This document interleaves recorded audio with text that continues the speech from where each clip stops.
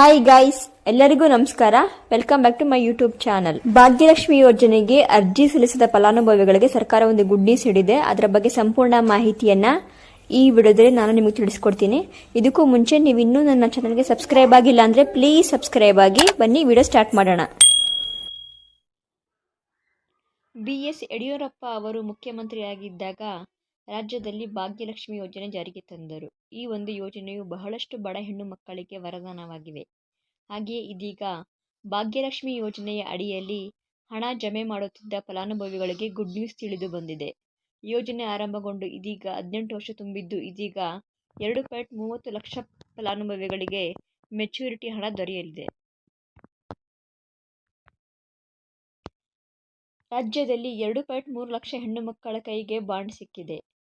ಬಡತನ ರೇಖೆಗಿಂತ ಕೆಳಗಿನ ಕುಟುಂಬದಲ್ಲಿ ಜನಿಸಿದ ಹೆಣ್ಣು ಮಕ್ಕಳ ಭವಿಷ್ಯಕ್ಕಾಗಿ ಭಾಗ್ಯಲಕ್ಷ್ಮಿ ಯೋಜನೆ ಜಾರಿಗೆ ತಂದಿದ್ದು, ಹೆಣ್ಣು ಮಕ್ಕಳ ಶಿಕ್ಷಣ, ಆರೋಗ್ಯ, ಸರ್ವಾಂಗೀಣ ಅಭಿವೃದ್ಧಿಗೆ ನಿಶ್ಚಿತ ಠೇವಣಿ ಹೂಡಿಕೆ ಮಾಡಿ ಮಗುವಿಗೆ 18 ವರ್ಷ ಪೂರ್ಣಗೊಂಡ ನಂತರ ಬಡ್ಡಿ ಸಹಿತ ಮೆಚುರಿಟಿ ಹಣ ನೀಡುವ ಯೋಜನೆ ಇದಾಗಿದೆ.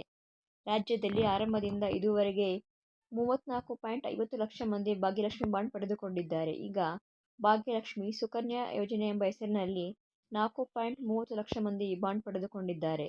ಭಾಗ್ಯಲಕ್ಷ್ಮಿ ಬಾಂಡ್ ಪಡೆದು 18 ವರ್ಷ ಪೂರ್ಣಗೊಂಡ ಹೆಣ್ಣು ಮಕ್ಕಳಿಗೆ ಷರತ್ತುಗಳನ್ವಯ ಅವರ ಖಾತೆಗೆ ಮೆಚುರಿಟಿ ಹಣ ವರ್ಗಾವಣೆ ಮಾಡಲಾಗುವುದು. 18 ವರ್ಷಗಳ ಹಿಂದೆ ಮುಖ್ಯಮಂತ್ರಿಯಾಗಿದ್ದ BS ಯಡಿಯೂರಪ್ಪ ನೇತೃತ್ವದ ಬಿಜೆಪಿ ಸರ್ಕಾರ ಜಾರಿಗೆ ತಂದ ಭಾಗ್ಯಲಕ್ಷ್ಮಿ ಯೋಜನೆ ಈಗ ಪ್ರೌಢಾವಸ್ಥೆ ತಲುಪಿದೆ. ಸರ್ಕಾರ ನೀಡಿದ್ದ ಭಾಗ್ಯಲಕ್ಷ್ಮಿ ಬಾಂಡ್ಗಳು ಮೆಚುರಿಟಿ ಆಗುತ್ತಿವೆ. ಈ ಯೋಜನೆಯ ಫಲಾನುಭವಿ 35,000 ರೂಪಾಯಿ ಪಡೆಯಲಿದ್ದಾಳೆ. 2006ರಲ್ಲಿ ಭಾಗ್ಯಲಕ್ಷ್ಮಿ ಯೋಜನೆ ಆರಂಭವಾದ 2 ವರ್ಷಗಳವರೆಗೆ ಮೆಚುರಿಟಿ ಹಣವನ್ನು 35,000ಕ್ಕೆ ಮಿತಿಗೊಳಿಸಲಾಗಿತ್ತು. ಬಳಿಕ 1 ಲಕ್ಷಕ್ಕೆ ಹೆಚ್ಚಳ ಮಾಡಲಾಗಿದೆ. 15 ವರ್ಷ ಇದೇ ಹೆಸರಿನಲ್ಲಿದ್ದ ಯೋಜನೆ 2020-21ನೇ ಸಾಲಿನಲ್ಲಿ ಸುಕನ್ಯಾ ಸಮೃದ್ಧಿ ಹೆಸರಿನಡಿ ಬದಲಾಗಿದೆ. ಭಾಗ್ಯಲಕ್ಷ್ಮಿ ಯೋಜನೆಯ ಹಣವನ್ನು ವಾಪಸ್ ಪಡೆಯಲು ಹಲವು ನಿಯಮಗಳನ್ನು ಅನುಸರಿಸಬೇಕು.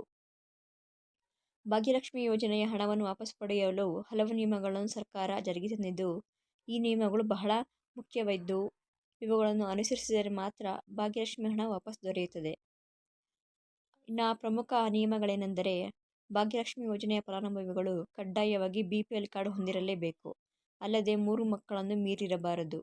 ಯೋಜನೆಯಲ್ಲಿ ನೋಂದಣಿ ಮಾಡಿರುವ ಮಗುವು ಕಡ್ಡಾಯವಾಗಿ 8ನೇ ತರಗತಿ ವಿದ್ಯಾಭ್ಯಾಸವನ್ನು ಪೂರೈಸಿರಲೇಬೇಕು. ಈ ಕುರಿತು ಶಾಲೆಗಳಿಂದ ಅಧಿಕೃತ ದಾಖಲೆಯನ್ನು ನೀಡಬೇಕು.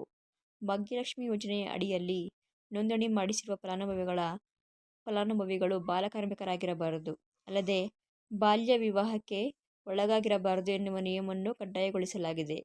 ಒಟ್ಟಿನಲ್ಲಿ 18 ವರ್ಷಗಳ ಹಿಂದೆ ಹಣವನ್ನು ಹೂಡಿಕೆ ಮಾಡಿರುವ ಫಲಾನುಭವಿಗಳಿಗೆ ಭಾಗ್ಯಲಕ್ಷ್ಮಿ ಯೋಜನೆ ವರದಾನವಾಗಲಿದೆ.